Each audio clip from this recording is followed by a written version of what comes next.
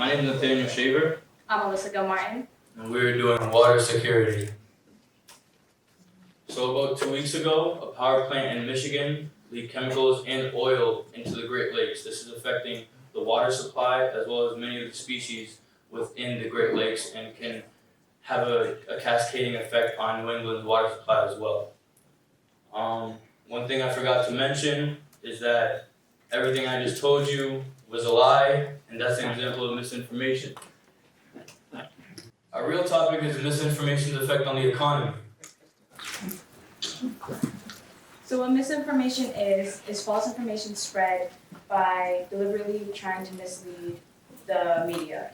So the different types of misinformation there is through propaganda, misleading statistics, false government reports, and manipulated output of user content. Now, on the graph to my left, which is your right, it compares false news to true news, and the fact that false news diffuses further, faster, and more in depth across social media than true news, based off the hypothesis known as novelty hypothesis.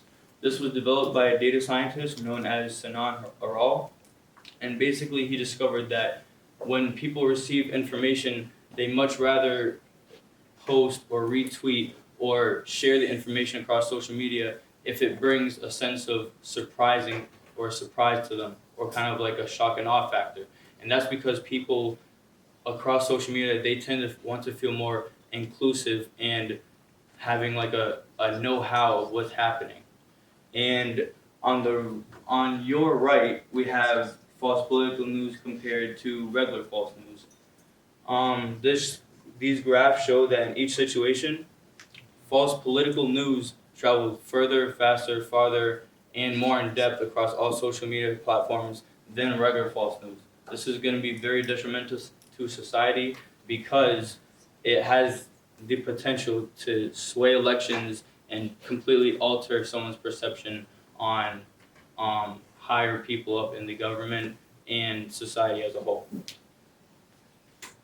Now, a very crazy story that I found out while researching this topic is that on April 23rd, 2013, 2 Syrian hackers found their way into the Associated Press's Twitter account and put out a tweet saying, 2 explosions at the White House, Barack Obama has been injured.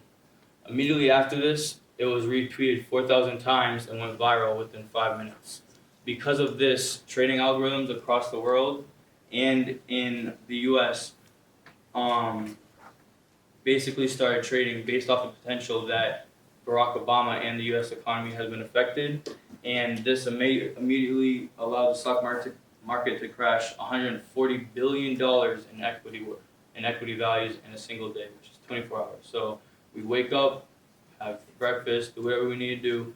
By the time we're going to sleep and we wake up the next morning, $140 billion was lost due to one single tweet that was put out.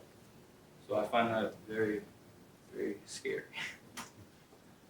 This is generative adversarial networks. Basically, this is fake news turning into bad news in the sense that it is an algorithm that is currently being developed to take a real-life example or a real-life visual or picture or image, video, anything that is put out across social media, and basically put it in a processing loop and run it continuously until it is able to exactly imitate and mirror that original piece of information. This is very, very serious because imagine scrolling through Instagram or Facebook or maybe even a news website and you see a post that you don't know if it's true or not. And when you're looking at it, you can't tell if it's true or if it's real, even if it's a video.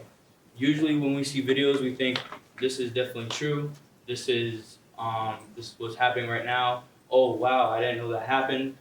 But with this, we're not able to tell that. We're not able to really determine what is real and what is fake, and that's going to have a very large impact on society. So we have 2 possible solutions. One is machine learning and the other is regulations. So with machine learning, we'll use programs and algorithms to develop ways to assist and factor out false information within politics, sports, and any types of other forms of misinformation. And with regulations, we have using Facebook and Instagram to have more control over what people post.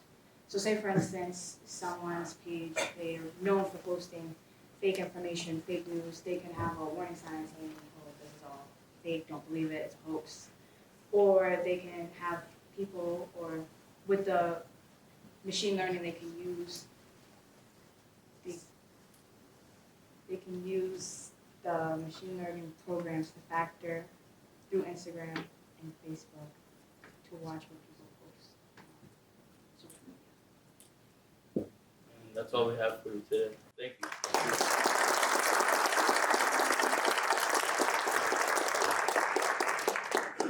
Judges, do we have any questions? Yes. I would like to announce, folks, that seated here as a judge is a former South Middle School student and a former Brockton High School student. But she's trying to be neutral and fair in her interpretation. So, Camille, very good.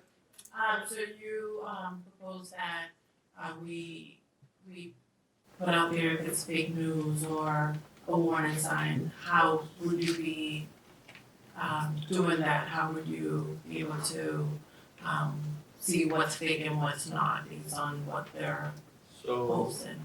So that kind of pours into another solution that we have, which is filtration across online topics and social media. And basically, the common idea is that there's a specific kind of database or account of information that is held among the government and all social media platforms that is used when a post is put out by a major company or a account with major following. It is used to filter through and see and check it in line with all the other information that's put out, and basically kind of filter and determine what's real, what's fake. So say, for example, the Associated Press issue. Say that tweet was put out. Instead of it being retweeted 4,000 times and going viral and no one knowing if it's real or fake, imagine if we were able to develop an algorithm that is able to take that post right when it's posted, run it with a set of different facts and a database that includes a whole lot of information to then better determine if it's real or if it has a chance of being fake and if it should be kept up on the social media post and website. Yes. So how would you try to distinguish between news and opinion? Okay, so that's a good question. A good way to determine between news and opinion is kind of going back into what I said with her. Basically having something that knows a lot of information and being able to run it and check it with with that post that was put out. Maybe also developing certain and maybe strengthening certain algorithms that can see a post and then determine keywords within that post, or maybe statistics that were put out in that post, and see if it's something that is more likely to be an opinion versus something that's more likely to be a fact. Because when an opinion is put out on the internet, it doesn't usually contain information or logistics or statistics. It usually is something about someone saying, oh, I didn't like the Starbucks coffee today, you know? But whereas if it's a fact, it might include something like the stock market crashed $140 billion in 24 hours on April 23rd, 2013. So if we can develop algorithms that can seek out and kind of have a machine learning aspect to it of, I believe that this has a more likely chance of being real than this because of the things that were in the elements that were in that post, I believe we'll have a better idea of opinion versus reality. Wow. Okay.